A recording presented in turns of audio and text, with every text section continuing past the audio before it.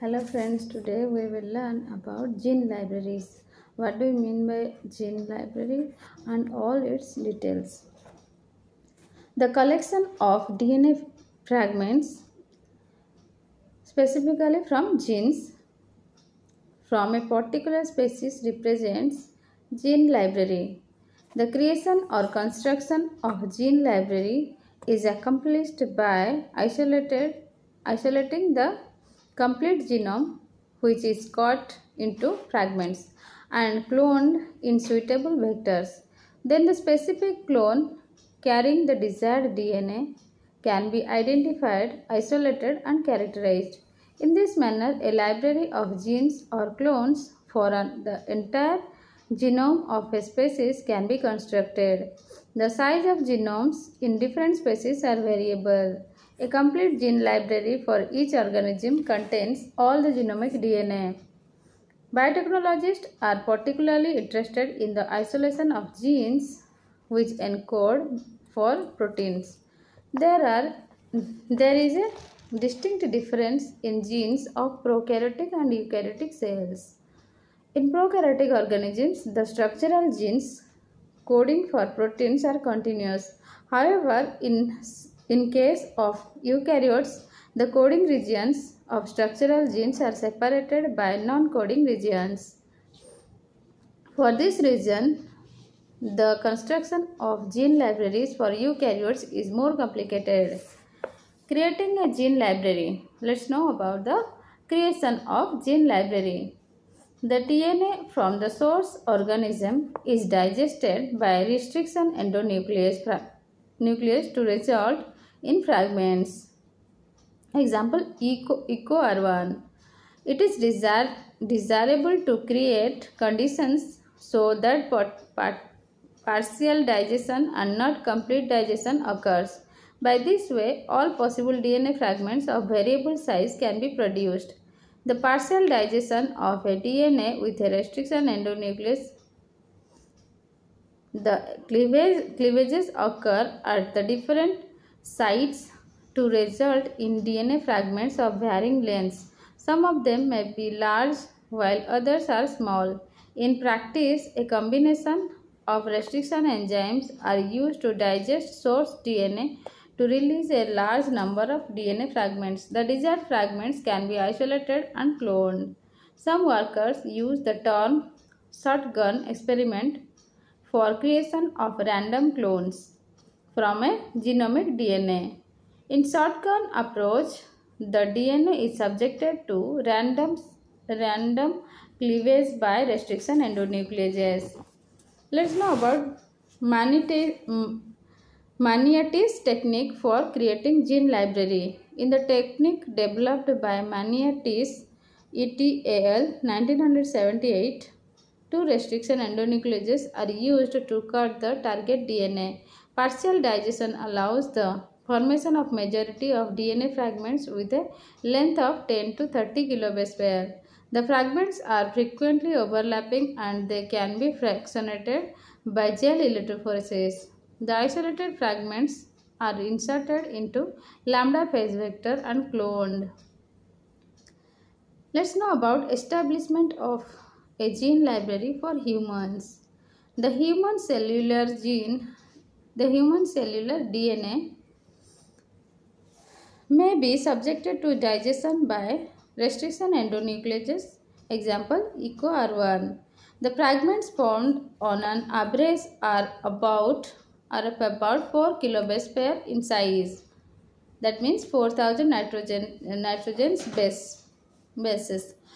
Each human chromosome containing approximately 1 lakh kilobase pair can be cut about 25,000 DNA fragments. As the humans have 23 different chromosomes, that is 24 in man, there are a total of 575,000 fragments of 4 kilobase pair length formed. Among these 575,000 DNA fragments is the DNA or gene of interest. Say like insulin gene. Now, the selection of a vector and cloning process occurs. E. coli is a harmless bacterium to humans, is mostly commonly used. The plasmids from E. coli are isolated. They are digested by the same restriction enzyme as was used for cutting human genome to form open plasmids. The human chromosomal DNA fragments and open plasmids are joined to produce recombined plasmids. These plasmids contain different DNA fragments of humans. The recombined plasmids are inserted into E. coli and the cells multiply. The E. coli cells possess all the human DNA fragments. It must, however, be remembered that each E. coli cell contains different DNA fragments. All the E. coli cells put together collectively represent genomic library containing about 575,000 DNA fragments. Let's know about other vectors who create genomic libraries. In place of phagocytes and plasmids, in place of phages and plasmids, other vectors are in use for construction of large-sized DNA libraries. These include cosmids, bacterial artificial chromosome, BACS, and yeast artificial chromosome. These are considered as high-capacity vectors. Although they are ideal for construction of gene libraries, there are many practical difficulties associated with this use. PCR as an alternate to genomic library construction. PCR is a technique for amplification of a specific DNA sequence. PCR with primers can be used to isolate target DNA directly from the genome. Thus, PCR serves as an alternative to DNA library construction by cloning. This is not always possible since PCR technique can be employed for amplification of short-length DNAs. Further, the high temperature used in PCR sometimes causes damage to bases and generates nicks in DNA strands. Let's know about long PCR. With some modifications in PCR, it is now possible to amplify DNA fragments up to a length of 22 kilobase pair from the human genomic DNA. This is achieved by using a combination of two DNA polymerase enzymes besides lowering the reaction temperature. One of the DNA polymerases has breeding activity to remove the mismatched bases.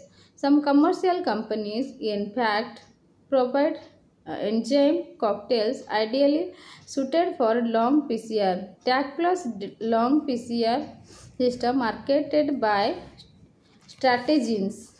It contains TAC polymerase and a thermostable proofreading enzyme PFEE polymerase. Long PCR has been applied for the structured analysis of human genes and genomes of HIV. Long PCR is unlikely to replace the construction of genomic libraries. This is because creation of DNA libraries is permanent while long PCR is temporary. Further, PCR can be employed for amplifying selected DNA fragments from genomic libraries. Let's know about fragment libraries. Biotechnologists often come across minute quantities of static materials, example single cells, fixed tissues, fossils, etc. It is quite difficult to apply traditional technique for construction of genomic libraries from such samples. PCR is ideally suited for isolation and amplification of genes from very small samples. Thus, PCR can be used for the creation of random genomic fragment libraries. Let's know about complementary DNA libraries. Cloning of eukaryotic genes is rather complicated and requires specific techniques. This is mainly due to the non-coding sequences in the DNA. In the eukaryotic cells, as the genes is transcribed, the RNA undergoes several changes in the nucleus to release a mature and functional mRNA into the cytoplasm. In this manner, the introns are removed. In some genes, introns form a major bulk of the gene, For instance, in the human dystrophin gene, as much as 99% of the DNA sequence is composed of introns. There are as many as 79 introns. The prokaryotes, particularly the bacteria, do not possess the ability to remove the introns. Hence, the functional mRNA is not correctly formed in a prokaryotic cell for an eukaryotic gene. Thus, cloning of eukaryotic genes becomes a difficult task.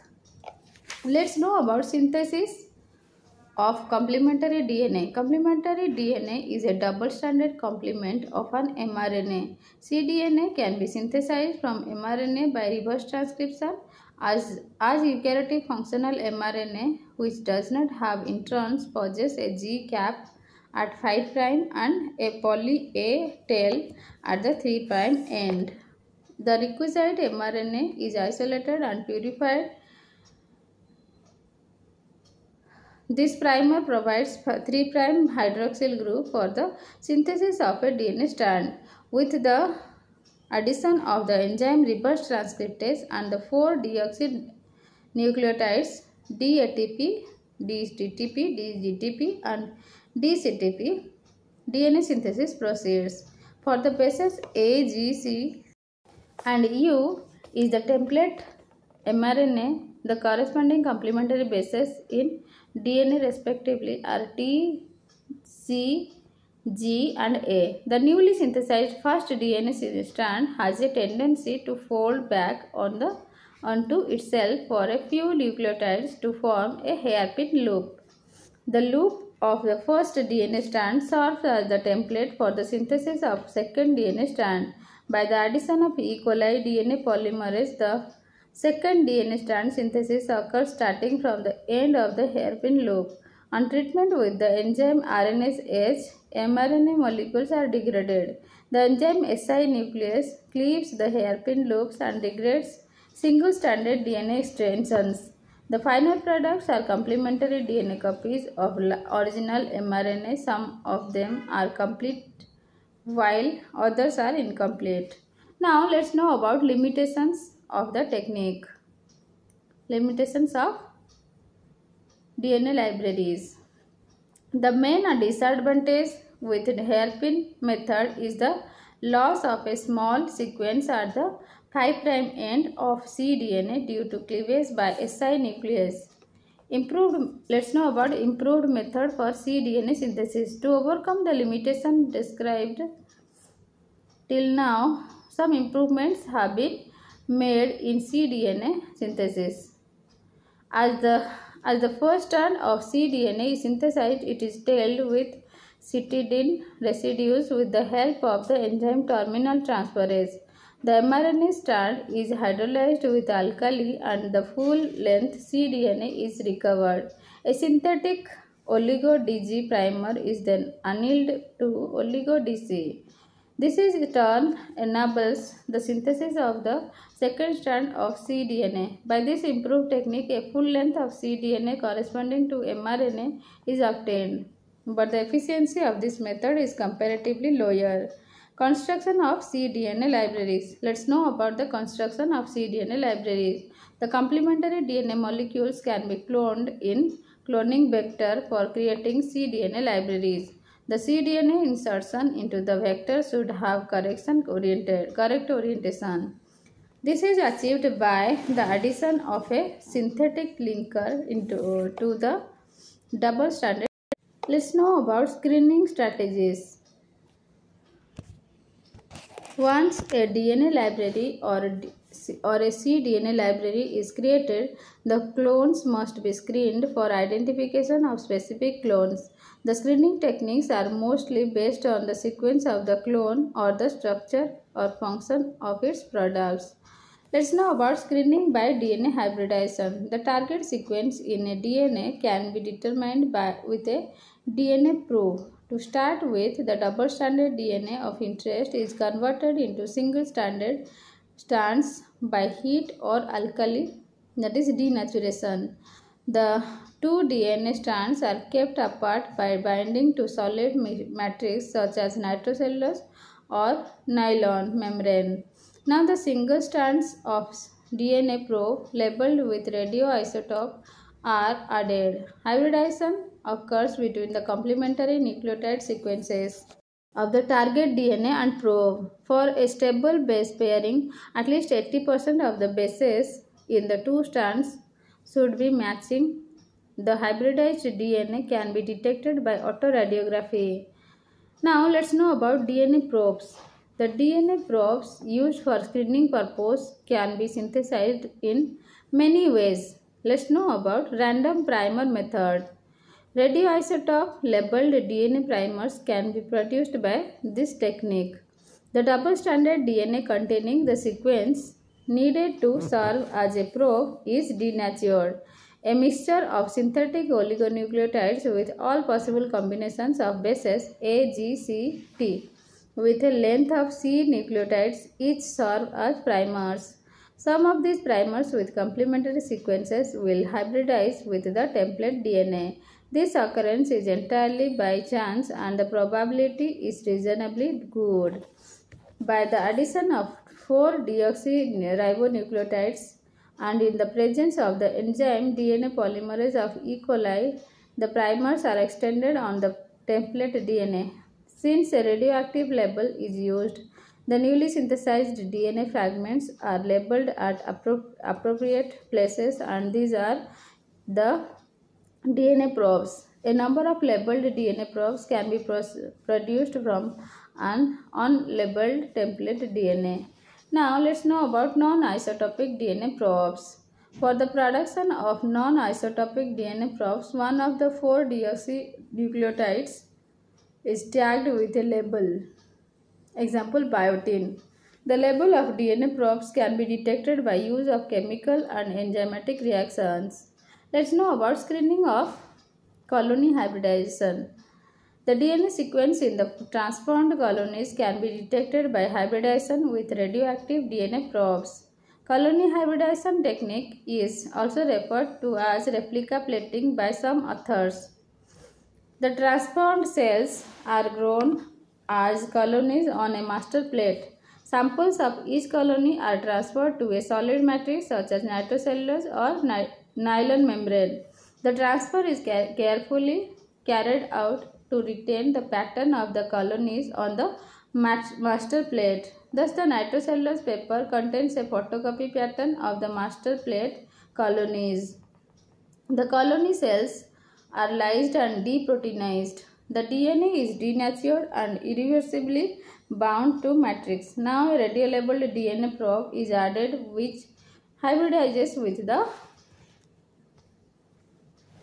complementary target DNA. The non-hybridized probe molecule are washed away. The colony with hybridized probe can be identified on autoradiography. The cells of this colony can be isolated and cultured. Many a times multiple colonies are detected on hybridization by a DNA probe. This is due to overlapping sequence. To identify which colony has the complete sequence of the target gene, data observed from the restriction endonuclease analysis will be helpful. Modification of colony hybridization technique. Several improvements in the colony hybridization technique described till now have been made in recent years. In the plaque leaf technique, nitrocellulose paper is directly applied on the upper surface of master agar plate, making a direct contact. By this way, plaque can be lifted and several identical DNA prints can be made from a single plate. This technique increases reliability. More recently, screening of DNA libraries is carried out by automated techniques. Let's know about screening by PCR. Polymerase chain reaction is as good as hybridization technique for screening DNA libraries, but adequate information must be available to prepare primers for this method. The colonies are maintained in multi-well plates. Each well is screened by PCR and positive wells are identified. Let's know about screening by immunological assay. Immunological techniques can be used for the detection of a protein or a polypeptide synthesized by a gene. The procedure adopted for immunological assay and hybridization technique are quite comparable. Screening procedure by immunological assay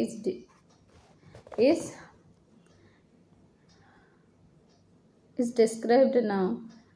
The cells are grown as colonies on master plates which are transferred to a solid matrix. The colonies are then subjected to lysis and released proteins bound to the matrix. These proteins are then treated with a primary antibody which specifically bind to the protein encoded by the target DNA. After removing the unbound antibody was washing, a second antibody is added which specifically binds to the first antibody. Again, the unbound antibodies are removed by washing. The second antibody carries an enzyme label bound to it. The detection process is so devised that as a colorless substrate it is acted upon by this enzyme, a colored product is formed. The colonies which give positive result are identified. The cells of a specific colony can be subcultured from the master plate. Now let's know about screening by protein function. If the target DNA of the gene library is capable of synthesizing a protein that is not normally produced by the host cell, the protein activity can be used for screening. A specific substrate is used and its utilization by a colony of cells indicates the presence of an enzyme that acts on the substrate. For instance, the genes coding for enzymes alpha amylase and beta glucosidase can be identified by this technique. Finally, gene library is completed. Any question regarding this, you can ask me in the comment box. Thank you.